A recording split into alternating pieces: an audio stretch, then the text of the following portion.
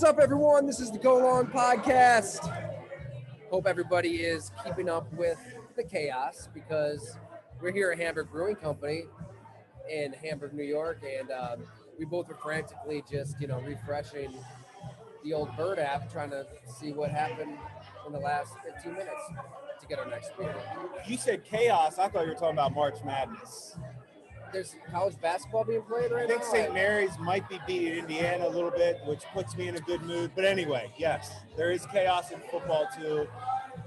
The NFL, like we talked about, officially has found a way to always steal headlines. Like the NFL's king. When did March Madness not always dominate? Not anymore.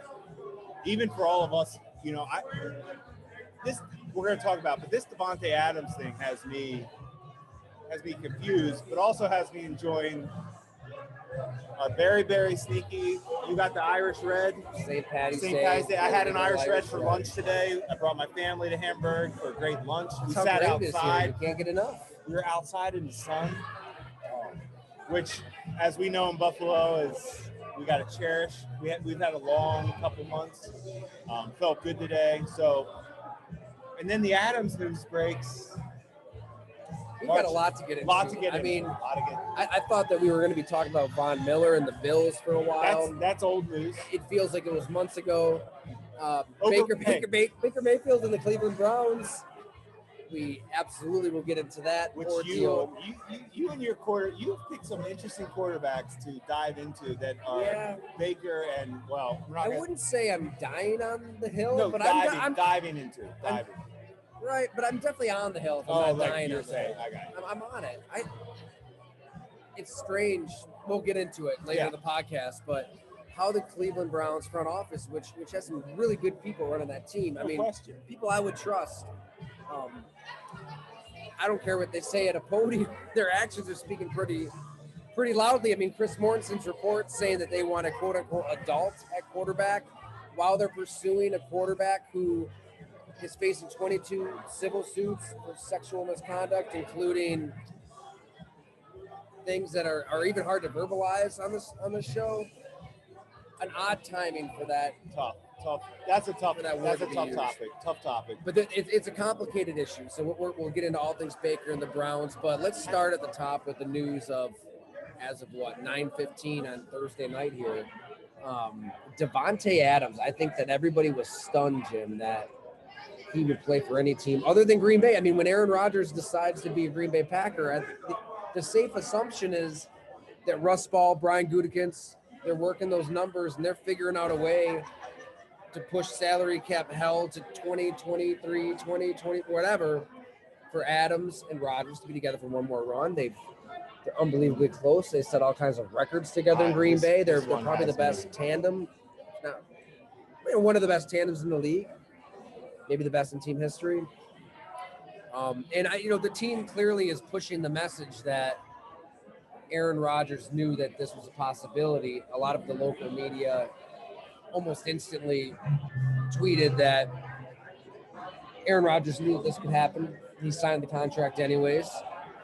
And now I guess they have $20 million to play with. But I've done a lot of talking. Just tell me your initial No, because I'm still processing this too. And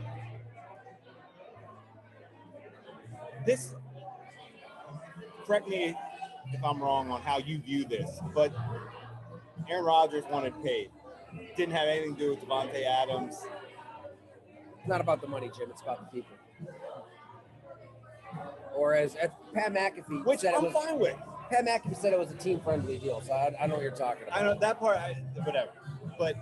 And I'm okay with that. I don't care, but right. I guess you sit there and think Aaron Rodgers is only coming back because they know they can get Davante Adams back and they're this great combo. And no, he's coming back because you're paying me this amount of money and I will play for you.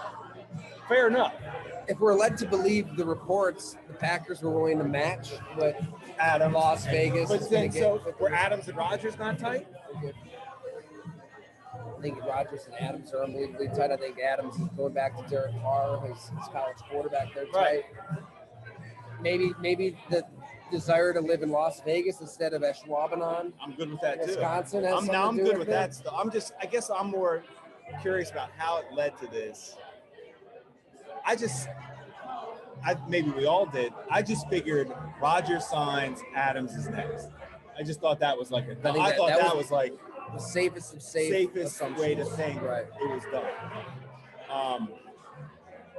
But if I'm correct, Green Bay's losing a lot of their skilled receivers.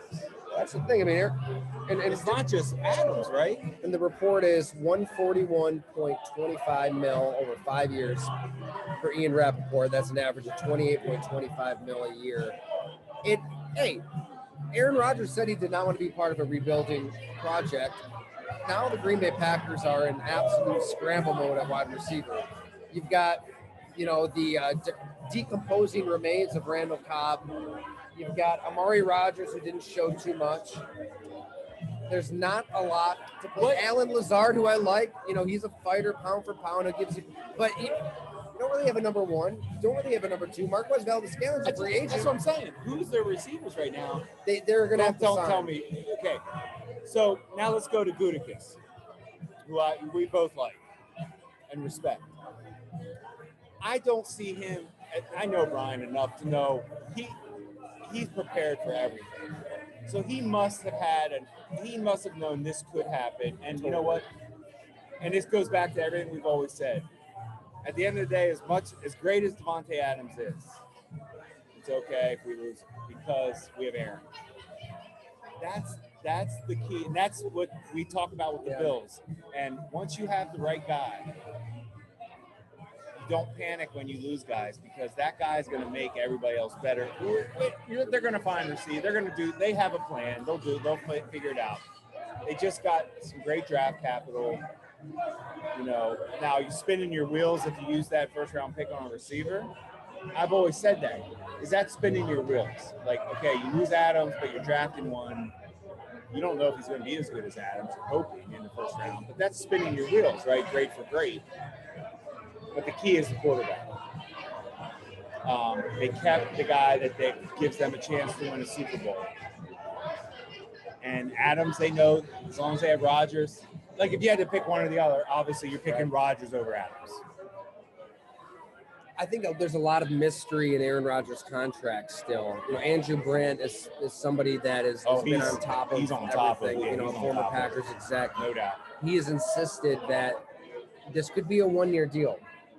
That you look beyond the bells and whistles, and Green Bay's paying him a shit ton of money. But when it comes to where he plays, he could have an out after the season. Yeah, and you're revisiting this all for a third straight off season. That's why the horse is beaten dead on this podcast, to the bone. But Jim, that's why I thought from day one when that bombshell dropped, and there's a team out there willing to give you, if that's what Davante Adams is going to get, if Denver's going to give up what they did for Russell Wilson, what the hell could you have gotten for Aaron Rodgers? Multiple firsts, multiple seconds, players, anything you want, because now. Are you going for it? I mean, if it's Super Bowl or bust, and now you're scrambling for what? I don't know, Julio Jones, Jarvis Landry. Is that the best case scenario for Green Bay? Well, you'll be surprised how good they look with Rodgers. If you get him, that's a good point. If you get him at your price, because here's what you do, and you're in the front office, obviously. Gutekunst, once you get Rodgers, okay, now we're working on Adams. What's plan B if we lose Adams? That plan's in place. We don't know what it is. It was a shock to us. It's not a shock. Not to. Still, it seemed like a total package deal from the get-go. And as much as I have been adamant that they should deal him, I understood. It's a back-to-back MVP. Aaron Rodgers and Davante Adams have a telepathic connection. It's as good as you could ever think about. I covered Davante Adams' rookie year in 2014. It was my last year on the beat, and he was really good. But wasn't he inconsistent? 2015 was really bad. With the hands. Right. The next season was really bad. But to see Aaron Rodgers and Jordy Nelson up close and what they really had, they see the same thing out there. They don't even have to signal anything. It's not even a bob of the head. It's nothing. Davante Adams took that to a new level. They were kind of a dink and dunk offense outside of Davante Adams. He was the big play machine. Now, the bet here is that Aaron Rodgers is going to, to your point, It's why you paid him what you paid him. that he'll be able to just turn it on and pick up where he left off with others who don't have that built-in relationship. And it takes a while to get to that point. It took Jordy Nelson a long time to get to that point. It took Davante Adams a long time to get to that point where you're up there, you're seeing the same thing, you're not thinking, you're reacting, and he hits you on a 20-yard out downfield. And it's the Mahomes Kelsey, little conversation they had in the Bills, Totally. Right. It's rare. It's hard to find that chemistry when the quarterback can trust a tight end receiver like that. It's unspoken, not coachable. It's just these two get it. That's what I just assumed Rodgers was coming back to do. Marquez Valdez-Scantling, when we sat down last year, I think it was exactly a year ago, and he said that it takes a good 2-3 years. His head was spinning playing with Aaron Rodgers, where you're stepping up to the line. Yeah, there's a play called by Matt LaFleur, but that's just what's called. Like, Aaron is going to do what Aaron's going to do. There's 2 playbooks. Jay Sternberger said that he was on the line of scrimmage when we had him on a happy hour for the draft extravaganza last year. And he said that Aaron Rodgers audible to a play from a season when 4 years before Sternberger was even in the NFL. I can't remember exactly what year it was. It was multiple years before he was even in the NFL. So he operates intellectually at a different level, and you've got that special connection with Adams. You got it. You don't have that anymore. I saw that with Drew Brees once in a meeting, just in an off-season meeting, and Brees was running the film, and I was sitting in the back, and it was the receivers and quarterbacks. And I probably told this story on the pod before. I apologize. I probably did. But I think about this, what you just said is we ran a play. It was just in practice. And Brees looked back at Colston. It's like, Marcus, this is what we ran against the Eagles in 2006 playoff. This is like 5 years ago. We ran this against the league. The Eagles did this. And Brees went back to running the film, looking up at the film. Colston was sitting behind with the receiver coach, Curtis Johnson, one of the best receivers coaches you'll ever want to be around. He looked at him like, put his hands out like, what's he talking about? Like, how does he remember that coverage from that game? But that's how the great quarterbacks operate, man. They're on a whole level of, they study it that hard. They really do. But it takes years to build that library of info. It's not that much about winning then, I guess, unless there was no price that Green Bay could give Davante Adams. Okay. Which could be a possibility. Are you saying it's not about winning for Aaron Rodgers? And we talked about this because I thought if he left Green Bay, then I thought it wasn't about winning. Right. I thought if he came back to Green Bay, it was because I felt like that gives him the best chance to win. And believe it or not, I actually still do. Here's why. I don't believe in the division. Oh, it's powder puff division. Fair enough. Yeah. That's my point. That's the only thing I'm going to say is I still think his best chance to win is in Green Bay. We don't know if there was a number that could have worked for Davante Adams in Green Bay. That's what we don't know. Because if there was, and if Aaron Rodgers could have taken a little less for Davante Adams to get to that number, then you know what? Anytime he talks about this being about winning and about the people, then you got to tune him out. But maybe there really wasn't a number that they could have gotten to, and Davante Adams was out of it. Maybe the relationship was gone, and there's a whole it's a whole other thing. Does Vegas, Josh McDaniels, college quarterback, does that sway Adams? Same money.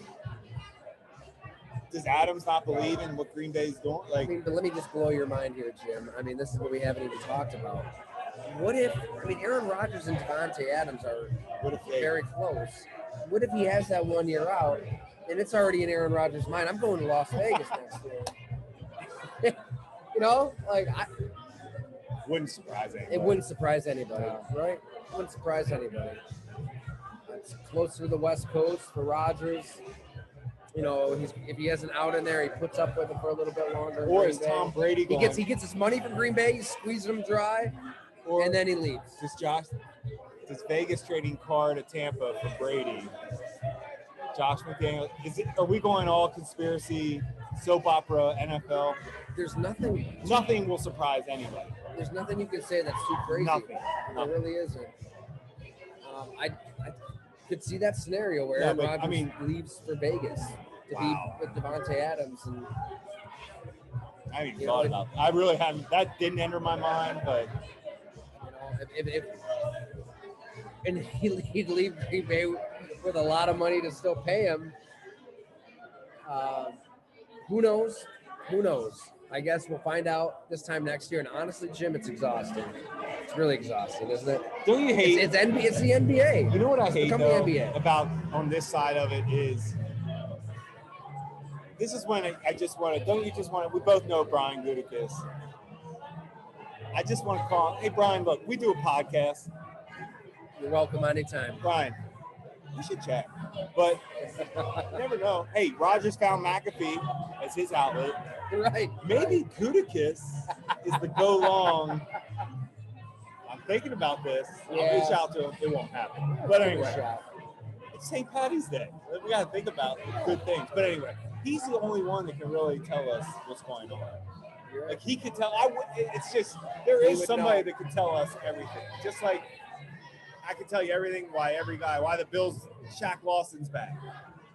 You know they're living in. I thought that was the big news you wanted to talk about. That was the news. J.D. McKissick rescinding the heartbreaker.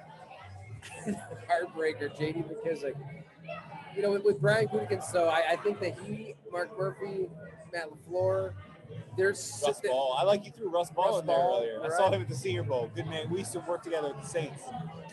Great man. I forgot about that. Great man. Great man. He works that cap as well as anybody. Agreed. We'll get into that soon. Oh, yeah. I want to get into that next. But to your point, I highly doubt that we're going to hear what really goes down behind the scenes because the Packers have to operate in this universe of being scared to death of anything they say pissing off Aaron Rodgers. Right? I mean, he's unbelievably sensitive. It's part of what makes him a special quarterback. The fact that he takes slice, real or perceived, uses them. A lot of quarterbacks do it. Aaron Rodgers is at a different level. I mean, back when they drafted Jordan Love, I thought another genius aspect of that selection was you were going to piss off Aaron Rodgers. You can't tell me that Brian Gutekunst didn't take that into account. He knows how sensitive Aaron Rodgers is. In a 60 Minutes interview, when somebody says he's not as tall as he thought, like little things like that tick him off. I don't think it was a driving, factor, but I do think that they weren't that concerned about ticking Aaron Rodgers off because he plays better when he's pissed off. I see what you're saying. That reverse, like I've lived it. That story. If I was good, I would do everything. I will always say it. I just would never want to piss him off. I'm just saying, like I don't think he's going to say anything. If we have him on, he is not because he's not going to want to poke that bear. I'm not saying he's a complicated fellow, though. Well, he's proven everything that you've said about him has come true as far as his personal character, as far as not being just his drama, just the drama that he brings. And I've never doubted his ability. No, you never have. You've never said that. It's what is so confusing. You know, and I've said it. I've had to back off on. I don't back off on the talent, like you said. It's just you can't give up on it as long as he still wants to play. You gotta want to keep him. What was the metaphor you used before we hit record? It's that irresistible significant other in your life that you can't pass up, but they're just not a good person. But you can't pass that irresistible person up. Yeah. Remember that old YouTube video, that guy that they called the Matrix, the scale, the hot Matrix scale, or hot crazy Matrix scale, something down there. It's just how do you pass it off? You can't find it. Jim, I was talking to somebody who can't find Aaron Rodgers really well, an NFL executive, knows him really well. He had no clue who I was really or what I had written. And out of nowhere, he just kind of ranted on Aaron Rodgers and about his personality. And he finished it by saying, all that being said, I would do everything in my power to keep him as long as I can. So if that means paying Aaron Rodgers for the next X amount of years, even if he's not on your team, because you've got a shot at the Super Bowl in 2022, Green Bay is going to do it. Look what the Brooklyn Nets are doing. Kyrie Irving is a complete high-maintenance drama. Whether I'm not even saying right or wrong, what's going on in that situation, I don't even want to talk about. It's so weird to see him sitting on the bench as a fan, and then the next game he's allowed to play and score 6. But we've entered the realm of idiocy with this all. It's unbelievable. That's for sure. Bottom line is, Brooklyn's like, we're going to do whatever we can to keep him. Right. Because he is that good. I still want to see this flat earth thing play out, though, Jim. I mean, I'm not... He's I don't know about that. I just know he can score 60 on about 20 shot attempts. He's unbelievable. I mean, yeah, and he's not the best player on his team. He does things. That's why. But my point is, man, when you find a rare guy, you keep him, and it's you keep him. Well, I mean, you never know what's going to happen with the draft pick. I get it, and even if you don't believe in Jordan Love, though, I still think it's worth. It's worth cutting bait, though. At some point, you mean cutting bait with Jordan Love? No, cut bait with Aaron Rodgers. Take your picks, take your players, move on. Fair enough. I get why they're keeping him. I also wouldn't give up on Jordan Love if I was Green Bay. They could get something for him right now. I would still try to keep him. You've invested in him now. You saw what happened when they invested in Aaron, and it didn't happen right away. Well, what's different? Yeah. Just, hey, Jordan, we still like you, man. Just stay the course. Keep getting better. So if you're Brian Gutekunst, would you be doing exactly what he's doing right now? Oh, yeah, 100%. I'm keeping Aaron, and I'm trying to keep Jordan. Now, that doesn't mean I wouldn't. If somebody called about Jordan, I would listen. Always listen. It doesn't seem like they were listening for Rodgers either. It had to be tempting to listen at least. I don't know if I would. He's that good. Because it would get back to him. And it would have to be something ridiculous. I don't know if any team was willing to, it would have to be ridiculous to get them. It's a good segue because there is another quarterback in the news. His name is Baker Mayfield. His employer. Wait, who wrote about him? Another story on Baker Mayfield. Go long. There you go. GoLongTD.com. Not too bad timing there. Catching up with one of the consultants for the Browns, Scott McLuhan, former NFL GM. I know you know him. Talented evaluator. And he was in that room when they drafted Baker Mayfield. But to your point, it just pissed him off to the point of no return that the Cleveland Browns were talking to Deshaun Watson. Deshaun Watson, we need about 5 hours of a podcast to get into all things Deshaun Watson. Tough. I can see both sides here, and knowing some people on that Cleveland Browns side, I get it. You want to get better at the most important position in sports. Deshaun Watson, last time we saw him in 2020, the Texans were a 4-win team. He might have been the best quarterback in the league. And he was unbelievable, let alone what he did the year before, the comeback against the Bills in the playoffs, getting up on Kansas City before they blew it. I mean, he's top 5, maybe a top 3 quarterback. Great. So to sit down with him, entertain that, explore that, see if he could sell Deshaun. I get all that. But what I get more is Baker Mayfield's point of view. Because Baker Mayfield played all season with a torn labrum, with a heel, with a groin, another fracture in the shoulder. He was beat to shit. And he played. He fought through it. In the 4th year of a rookie deal where he could have tapped out, thought about his health, thought about his future. I still think he was their best option to win over Case Keenum. But it hurt his stock. That's what's fresh on nobody's thinking about Baker Mayfield setting the rookie record for passing touchdowns. Nobody's thinking about Baker Mayfield taking the Browns to the playoffs. He's a good starting. He's a good quarterback. He's proven that It's obviously not good enough to, he, like a lot of guys, there's very rare guys that don't need help. So you've seen his ceiling. You're I'm sold on good. what he is? I like Baker. Okay. I like him. I'm not against Baker Mayfield. But, all right, we always go back. We always take it to relationship stuff. Think about like maybe in high school or college where, let's say you're in a relationship and the new crop of freshmen come in. And all of a sudden, you're not, you have to at least explore options. You have to look and is that significant other better than the one I'm with? I mean, I think exploring options is important when you're trying to make a major life decision, whether it's relationships or quarterback. It's hard to pass up somebody that has a good resume. And Deshaun has a pretty good resume that I don't fault the Browns. Be careful with that analogy, Jim. You're going to get yourself. I said significant other. No, but because here's why I get Baker Mayfield's I'm not against perspective. I do too. I didn't say I was against Baker's perspective. Go ahead. Okay, I know, but I'm going agree from the with Brown side. Okay. Because if you do what he did last season from hell, you're playing hurt. You're 8-9. Playing hurt. Playing hurt. Christmas Day, he had the 4 picks against Green Bay. Like 1 or 2 of them was his fault. No doubt. No team was probably. He is one of the toughest, right? He sold his body for that team. Sacrificed his body. This was a team that, next to the Ravens and the Titans, no team suffered as many injuries and COVID issues as the Browns.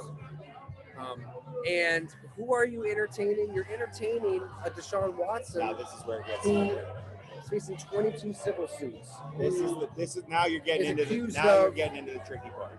Ejaculating on massage therapists. Okay, now rubbing his penis on massage therapists. Okay. I mean, it's awful. It's vulgar. It's hard to even say out loud.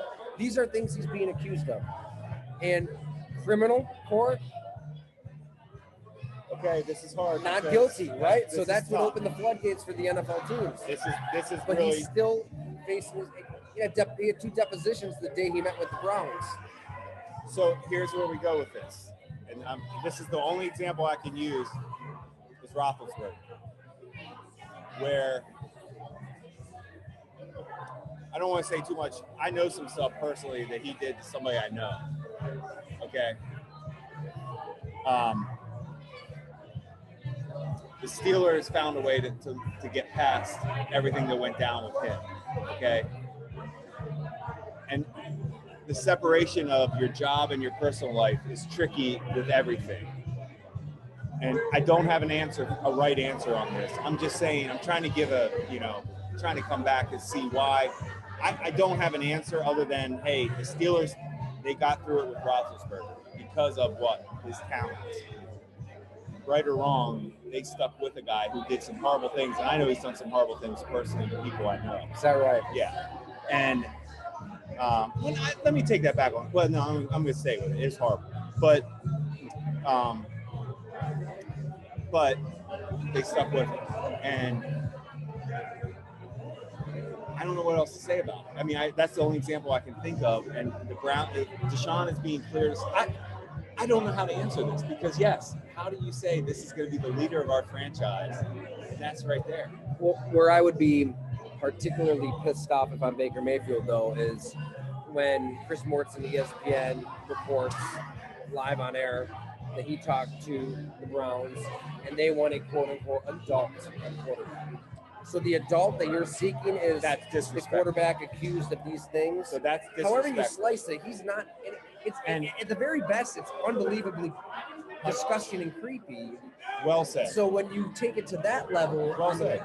If I'm Baker Mayfield, see ya. I get it. But I've been saying this since last October. I've always thought that Baker Mayfield and the Browns were best together, at least for another year. How about this? And I'm with you on this. It is a tough one. I don't disagree with anything. I like what you're saying, how you said that too, because the Steelers never disrespected Roethlisberger and never were looking for another guy. They really kind of let that situation play out. That's off the field versus on. They let it play out. They supported him as best they could. I feel like they did a good job of really they did a great job of, he went away. I mean, we're sitting there now, we're watching him retire with his wife and kids on the field, but he did some really bad things. But hey, they were able to let that pass. So can the Browns? No, you should not have said things like that. We're looking for more of an adult, because that's adult. To your point, that's a very good point. This is a tough situation. I do wonder, this is another thing I wish we were privy to, is Jimmy Haslam. Are his fingerprints all over this? Because I hear some not so good things about ownership there in Cleveland. And it's You're dangling it's not a out. secret. I mean, Seth Wickersham wrote a story on the ownership there 3 years ago. Everybody should check it out, ESPN the magazine. And I don't think he just went quietly into the night. I think that, this is me saying, not informed by anybody, he's got to be pushing for something like this. He's probably giving the okay, Deshaun Watson, green light, go for it, do everything you can. Oh, 100%. And you can only wonder, now, is the front office, are they going to have to take the bullets for all of this? This wouldn't even start with, here we go.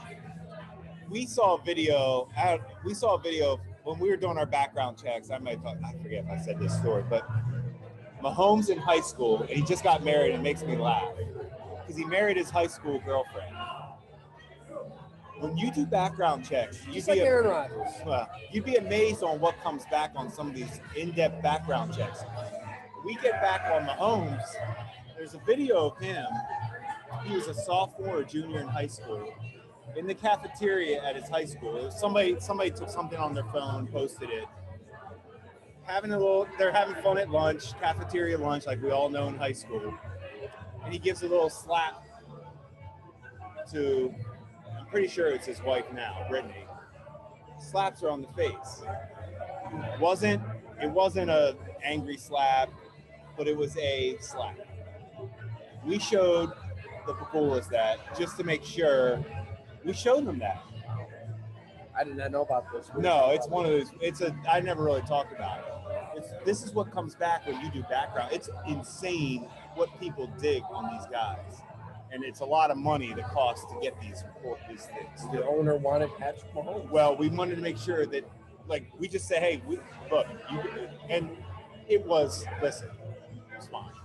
I hate to say it wasn't a physical angry. They were joking around about something, but it was enough of a little slap that it was brought to us by the people that did the background check. Hey, you might want to see it, and nothing came from it. We looked at it. Kim looked at it. Terry looked at it. All good. It's not one size fits all. Everything needs to be. My point to that was, you're not going after Watson without the owner's approval. Right. That is 100%. Hey, are we good with Deshaun? Saints are good. Falcons are good. Browns are Panthers. Let's go. Get him. We're good. We've checked. We have seen everything. We've heard everything. He's being this. Let's go. You know what's a shame though, Jim? And it's not. It's go ahead. Sorry, go ahead. No, I'm more. This thing is tricky though. No, Deshaun. This thing is tricky. We never hear from owners in press conferences. We never hear from them because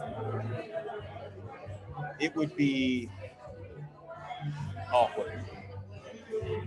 I mean, they own the team; they can do what they want. But no question, when situations like this come up, and there's a player accused of just these vile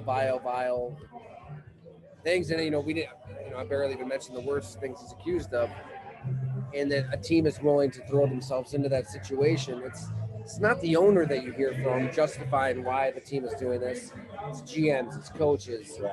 I mean, they're the ones at press conferences. It's people like yourself. It's I don't know. Yeah. I think that bothers a lot of people in the NFL. The ones running the league, there's not that accountability. I would agree. My experiences, Eagles, Saints, Bills. There's nothing the owner doesn't know, or else you're crazy. And the owners better know. I mean, they should know everything, and you should make them aware. Will this go away? I mean, if he comes back and he's playing well, do you think people will just forget about? And look, I'm on record. I've written about Deshaun Watson as much as anybody, the last 3-4 years, and unbelievably glowing as a leader, as a quarterback, as a teammate, as a person. So many stories, so many anecdotes, talked to so many people in his life, stories at Bleacher Report, stories that go wrong. And this one shocked me. I didn't see it coming. I don't think a lot of people saw it coming. So when he returns and he plays well, is it just? I mean, that was the same Mahomes draft. We did everything we did with Mahomes. We did with Trubisky, Watson. Any signs at all in your work? Nothing. He had a little more. I'll say this: it was one of those things where I always felt like he never was. There was never anything on him, but like he had a little thing in Tuscaloosa, Alabama. There was little things. So you hear this glowing report that, you always hear the glowing reports, but then you hear he got in a little, I think it was a little thing in Tuscaloosa. I don't know if it was like a bar thing, a fight, not him fighting physically, but there was an argument, something escalated. But nothing that concerned you, just normal college stuff. But you guys find everything. It was nuts. I will say Trubisky had nothing. Deshaun really had nothing, and Mahomes had nothing. Like nothing. None of these guys were an issue at all. I got written up as a freshman in college. Everybody was drinking on the floor. Underage. Everybody was. So I went to St. John Fisher my freshman year, and I'm just thinking you probably the whole floor got written up. But you weren't it wasn't just you. It wasn't just me. It was about 20 people. We all had to make poster boards, and they had to go in the lobby of the dorm. Why you shouldn't drink. And it's a little embarrassing. I'm just saying, if you were a scout, you probably would have figured that out somehow. Right? You find everything. We scouted you. We were doing our work. I transferred to Syracuse. So that's when we were a little disappointed. Yeah. No, I couldn't hack it. I'm telling you though. The stories you do end up hearing on these guys it's incredible. The background check that could be the background checks are amazing. It is. But you have to gauge the seriousness. There was nothing on. No, you couldn't predict this. Nobody. I couldn't. There's no way. Man. So, let me put you on the spot, Jim. Yeah. If you're running a team, you're a GM, you need a quarterback. How are you approaching Deshaun Watson? 2 thumbs up. Is he clear? He's clear. He's not going to jail. He's been cleared of these allegations. He'll be suspended. Fair. And after this, yes. What's our job? It's the worst. Tyler, it makes me not even feel good saying that. But our job is to win a Super Bowl when you're in that position. Now. I get it. It's now, yes. It's difficult, though. It's difficult. And the Steelers did it with Ben. I'm telling you, there was. Having a daughter. Oh, man. So Tyler, go back. I don't know if you forget all this with Roethlisberger. Go back and read the stuff one night. And I know one that he did it to. Not that he did it to, but stuff he said to women. I just know some stuff about him. But what I'm saying believe it or not, I did as well. Okay, there you go. Yeah, so my point is growing up in Ellicottville. My point, I guess what I'm saying is, yeah, I hate. Is it the same as an attorney that's representing somebody they know is guilty, but your job is to still get them? So Sal would have been a Better Call Saul. I haven't watched Breaking Bad in forever. What the still hell good reference though. Man, he would have been a good GM. But you see what I'm saying? It's very similar. Wait a second, because you're just spinning it. You're just going to spin it. Wait a second. Wait, he's paid his dues. He's been suspended. He missed a year. Now he's suspended for games. But not found guilty. Now he's eligible. That's the thing. I mean, it went to trial. There was a jury. There was evidence. It went to the criminal. I hope I'm not coming across this. Look, it's hard. I'm putting myself in the GM role. Yeah. And yes, if everything's checking out and the owner says we're good, I'm going for it. Yes. I know. I'm going for him over Baker.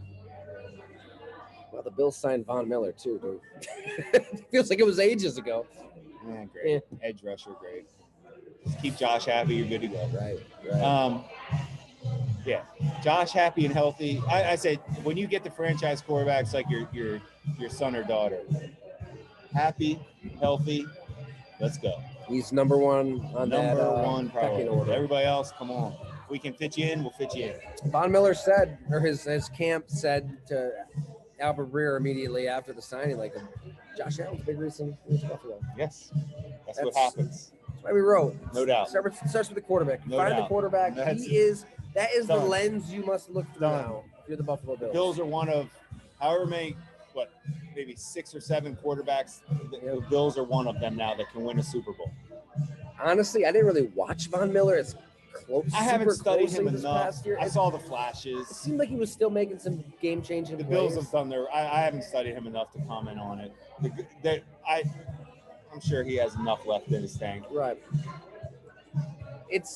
They've tried the D-line. I mean, they've only one more team spent more on the D-line than the Bills. That was interesting. I read that you said that. That was interesting. Drafted a ton of players, very, very high.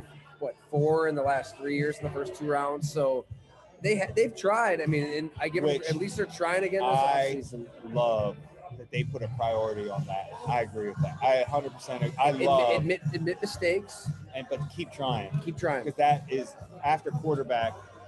Like I said, get your quarterback and then find 11 guys on the other side of the ball that can destroy another team's quarterback. Yeah, that's it. However that is, corner, linebacker, DN, D tackle.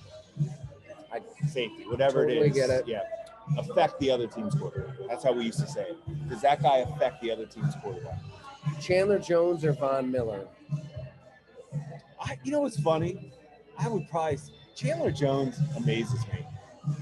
One of the more underrated stars. Amazing. In the game. Every time I think he's got to be done, and you watch him, he's not. That length, and he still has the enough explosion to keep tackles off balance with that length. Is a monster. Vaughn is more agile. He uses his agility to mess with tackles. Where Chandler, that length creeps up on you, so you're worried about that initial bull rush, but yet he still can dip around you and can change directions. That's rare.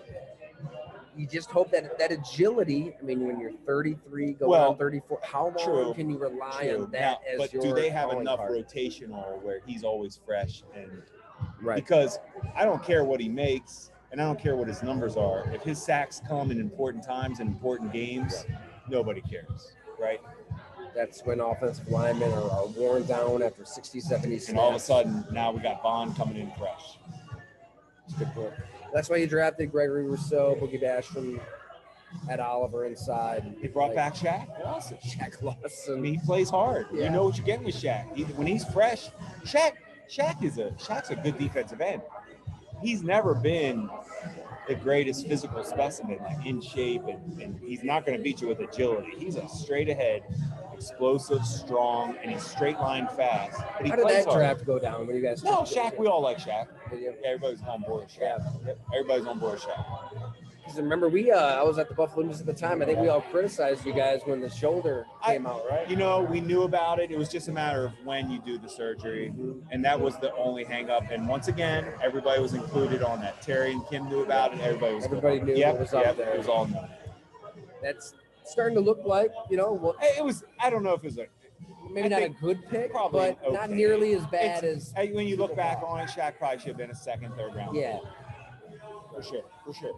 But hey, still playing. But everybody was on board with taking him at where we took him. That was a very Rex defense. Give me my guys kind of draft. It seemed like. Yeah, that's what it got ugly. A little bit ugly after that. But that was the Adolphus, Washington, and then Reggie got hurt. Ragland in training camp, who was looking good for Rex's defense. Ragland was it. So Rex's vision for those players was correct. Adolphus, I don't know if he ever would have been the guy, but third round, I mean, they loved him. The coaches loved him. We liked him as a scouting staff, didn't love him. I'd still take him over Dak Prescott, probably. Anyway, that seems like it was 10 years ago. Doesn't it? Like, seriously, it almost does. was. I mean, it really does it's starting to feel that way. Man. there's so much we can get into when it comes to free agency, but I think not. I know we're kind of talking like we're hanging out right now, but we gotta get Whaley on a little bit. And he was in Pittsburgh when Roethlisberger went through that. Let's get him on. Yeah. I think people listening right now to this I think that would be the best. Want more on that. I think that would be because Doug was there.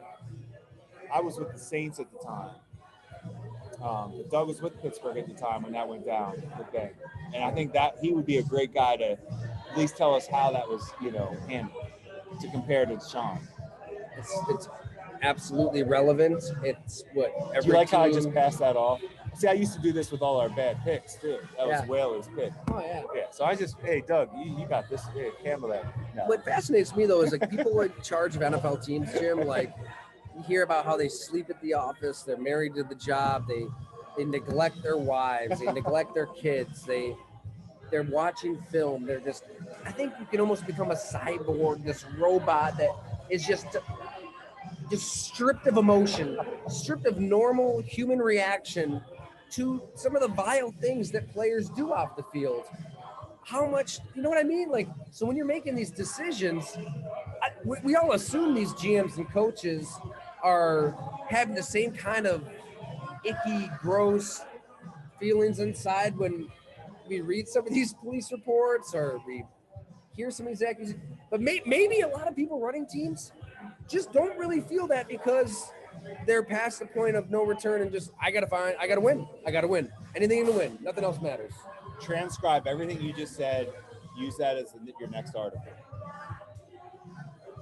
That was extremely well said and true. Well, I should do it. Robots. Get your coffee in the morning. Go sit in your desk chair. Coffee. Remote. Fast forward, rewind. Fast forward, rewind. Wow, he's good. Love him. Fast forward, rewind. Robot. He did this off the field. I don't care. He's great. Hey, Sammy Watkins had he had some marijuana issues at Clemson. He had some injury issues at Clemson.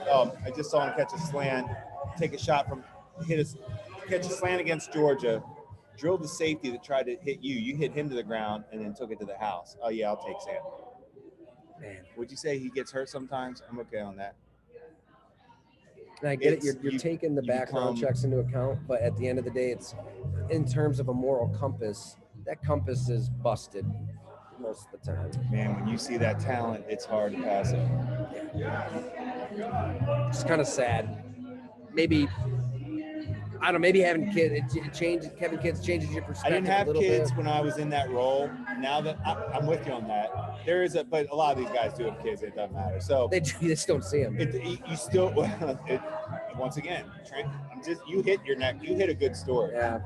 Because you do become cutting guys is the worst thing in the world. It sucks. Like, it is one of the worst things to do is cut a guy in your office to tell him his career is over or we're moving on from you. And it sucks. And the first time you do it, it's awful. And the 50th time you do it, you're almost, you don't care. Wow. Desensitized. You hit on a good thing. Yeah. It took me back to you hit on a good thing. And everybody should subscribe, right? So we can get into some of those. I got some good ones. All right. Thad Lewis was a good one. Is that right? Quarterback, yep. Tough one, tough cut. Gave us his heart. And I was excited to get him.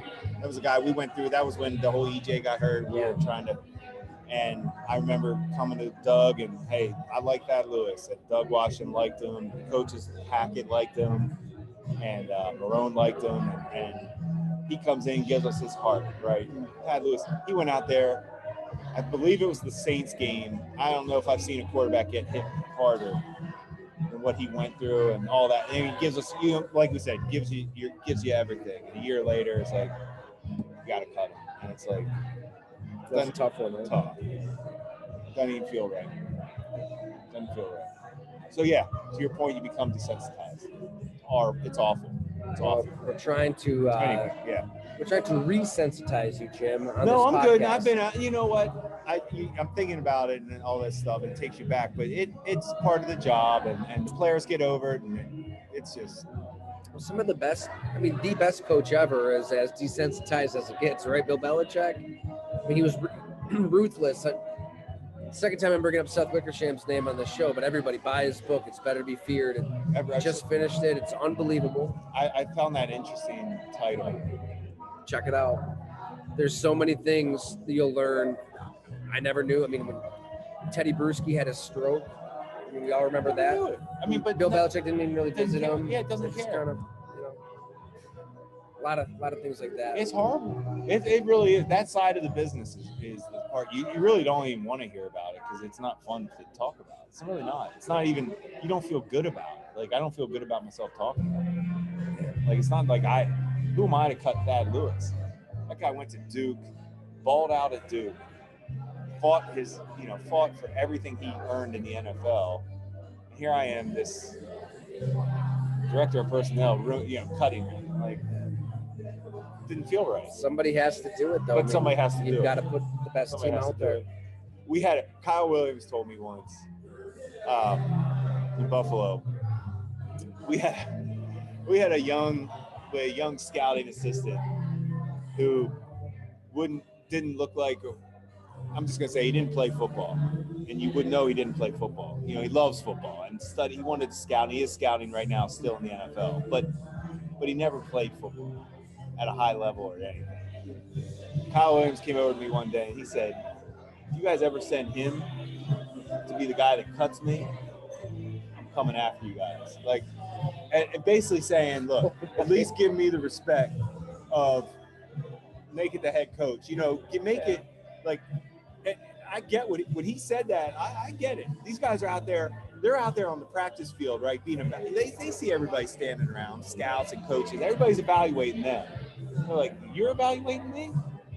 I'm out here. I'm one of the best athletes in the world, and you're the one's going to tell me I'm done with the NFL?" That would be a fun one we could get on. At least Kyle would talk about that. That'd be a good story. Another good one. I get it.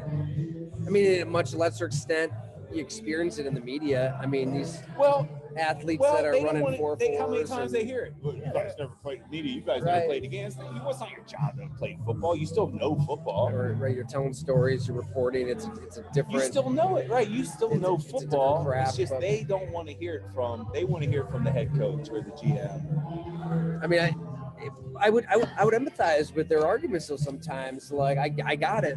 I played high school and then 1 year in college, and I try to lean into that experience as I can. But at the end of the day, it's all these guys are being written about and talked about by a lot of people who weren't in the NFL. And they were great players in high school, great players in college, but NFL's different, and they've never been cut in their lives. Like, who are you? Like, who are you cutting? You're cutting me? Like, oh my God, you're the one questioning me in the media. You're the one cutting me.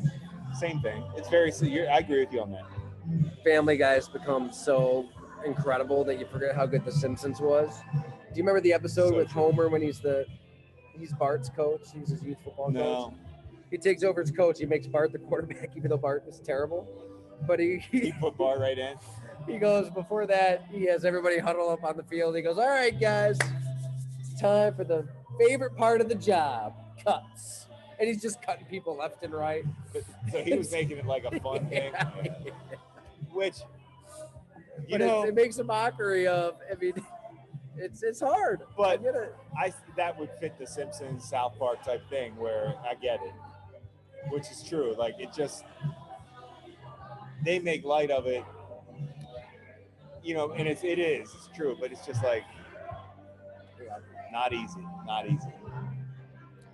On that, yes, sad. Yeah, we got it. Like, that was bad. That was, you know what? You know what it was? We did some good stuff. We talked about Roethlisberger, Watson. We hit some heavy topics. Cut players, Davante Adams, not caring about Aaron Rodgers, Mayfield.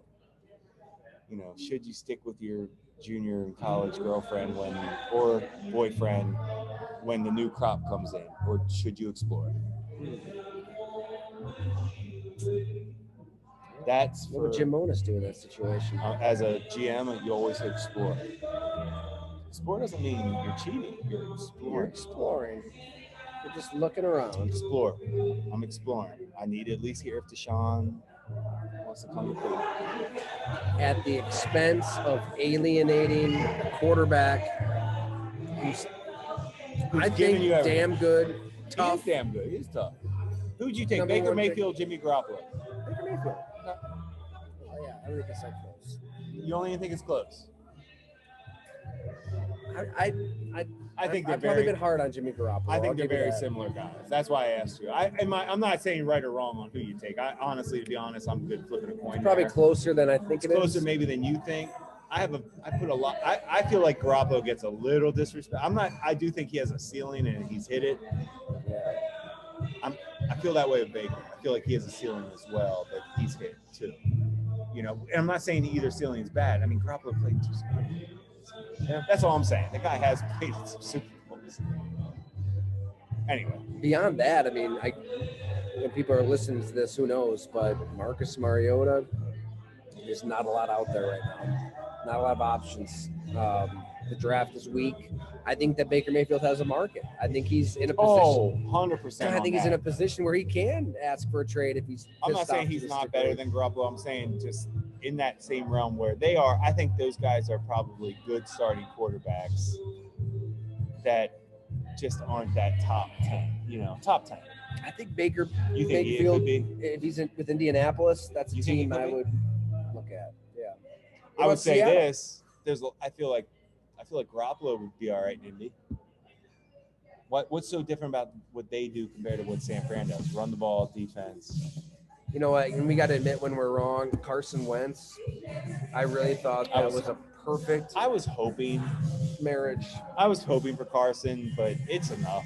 You saw it early on. You called it exhausting. I remember. That's how he is to me. And I loved him coming out. I'm the one who told you. I was ready to go all in on him. We saw it at the Senior Bowl. Yep. All in on Carson. So disappointed in his mental toughness. Seems like the I Colts think pointed to Irsay, everything off that the owner field. for the Colts, I think wanted. I think he blamed Wentz and Frank Reich for the end of that season. Wentz out. Frank Reich and Sean McDermott are on the clock watch with the owners right now for their teams for sure. Hard to argue with that. All right, let's sign off. St. Patty's Day. I hope. Well, That's right, St. Patty's it's Day. a podcast, so they might listen to it. Doesn't St. Patty's Day last like 3 days? I totally forgot what St. Patty's Day was. Thursday, Friday, Saturday. I've watched no college basketball all season long, Jim. None. You're not missing anything. It's the only time you can watch it, really. Has it been good? Well, if you gamble, it's fun. If you don't gamble, this is the only time of year to watch it. I like college basketball. By the way, remember when you mentioned a potential gambling episode and talking about like the worst stories? People made it known they want want that. to hear some Yeah, stuff? we'll do that this offseason. I like it. I'll have the stories ready. And if you made it this far, working on a date for a Hamburg Brewing Company shindig. I feel like we tease that a lot. We do tease it. I know And I missed one. but we're gonna do it. We've had two, and I've We're gonna missed do one. it. We and just I don't talked to Johnny here. We're working on a date. So, all right, without further ado, thank you everybody for watching, listening, however you consume this. We greatly appreciate it.